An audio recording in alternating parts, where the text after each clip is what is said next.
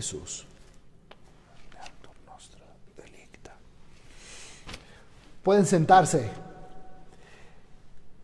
Estamos leyendo hoy, en esta primera lectura, la historia de un joven, más o menos, se cree, 12, 13 años, que se llamaba Samuel. ¿Quién era este Samuel?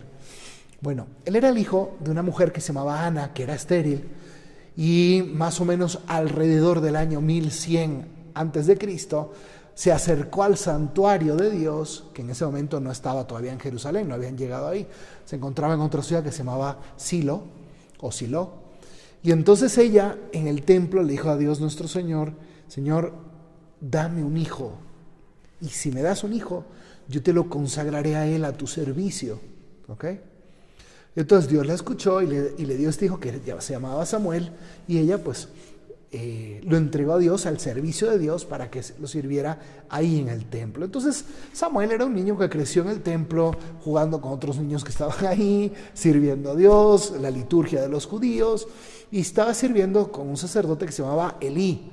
Nada más que Elí y sus dos hijos, Pinjas y Jofní, eran bien malvados, eran corruptos, se aprovechaban de la gente que llegaba, vivían una vida de impurezas terrible, y Dios estaba muy molesto con ellos por todo el daño que le estaban haciendo al pueblo. Entonces Dios necesitaba suscitar un profeta que les pudiera hablar fuerte a ellos para que se convirtieran, y si no, pues para poder relevarlos en su servicio, ¿no? Como líder de Israel. Entonces Dios se revela a este niño de 12, 13 años, a Samuel, porque le quiere comunicar cuál era su voluntad para poder seguirla. Y es entonces lo que encontramos en esta escena tan bella, un clásico, una joya de toda la Sagrada Escritura.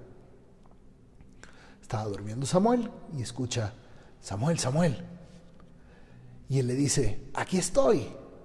Pero Samuel no conocía la voz de Dios. Vivía en el santuario, pero nunca había escuchado directamente a Dios. Entonces, ¿quién cree que es? Pues al sacerdote Elí. Entonces este niño se levanta en la noche, adolescente, y va con el sacerdote y le dice: dime, aquí estoy, ¿qué quieres?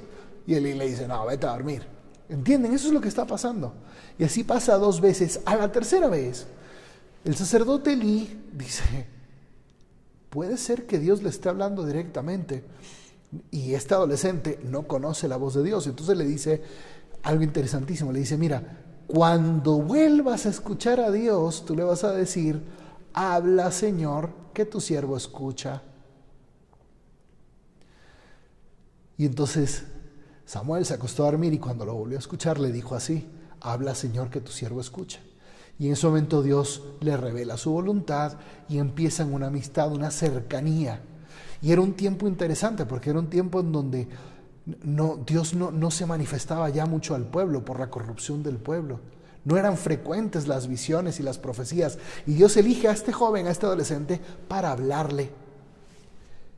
¡Qué fascinante historia! Porque Dios, como Dios tiene en sus manos las riendas de la historia de la humanidad, Él va mandando profetas o despertando profetas para que le puedan hablar a su pueblo. Samuel fue un gran profeta y un gran juez que llevó a Israel a muchas batallas, un gran líder de los ejércitos de Israel. Y Dios lo iba preparando mientras estaba el pueblo en una dificultad, cuando estaba este sacerdote corrupto con sus hijos al mando del santuario. ¿Qué es lo que pasa?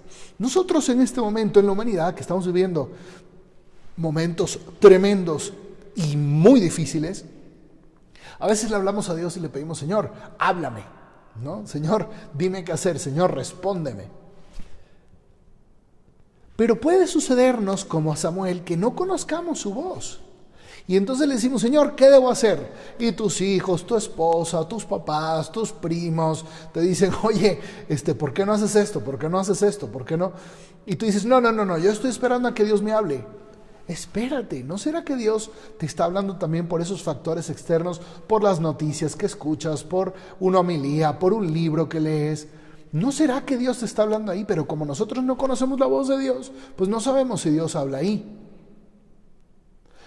¿No será también que Dios te está hablando al interno de tu corazón, pero tienes un revoltijo tan grande que no sabes discernir cuál es la voz de Dios, cuál es la voz de tu propio egoísmo, de tu soberbia, y cuál es la voz del demonio? También en el corazón escuchamos la voz del demonio. Y como no sabemos discernir, o nos ponemos sordos a cualquier tipo de voz, o empezamos a escuchar una voz equivocada.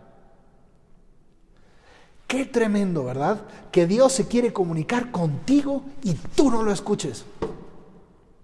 O que Dios esté comunicando contigo y tú creas que es la voz de otra persona y no entiendas que es la voz bendita de Dios, que a través de su Espíritu Santo está hablando a tu corazón. Entonces, ¿qué es lo que hay que hacer? ¿Qué es lo que hay que hacer? Necesitamos retomar la práctica del silencio. En el ambiente del silencio, nosotros nos unimos a Dios y le decimos: Señor, habla, Señor, que tu siervo escucha. Esa es la gran frase de este domingo. Es más, yo les sugiero a ustedes que lo pongan en un post-it, ¿ok? Y que pongan ahí: habla, Señor, que tu siervo escucha, 1 Samuel 3:9, y la peguen ahí en el cristal de su baño, y esta semana se la aprendan de memoria, 1 Samuel 3:9. Oigan, es importante aprenderse frases de la Biblia de memoria. Eso es como una fortaleza que uno tiene y que va surgiendo en momentos de dificultad. Esta semana vamos a aprender eso. Hagamos silencio y vamos a decirle: habla, Señor, que tu siervo escucha. Y probablemente Dios te está hablando, pero como te está diciendo algo que tú no quieres escuchar, dices: Dios no me escucha y Dios no me habla.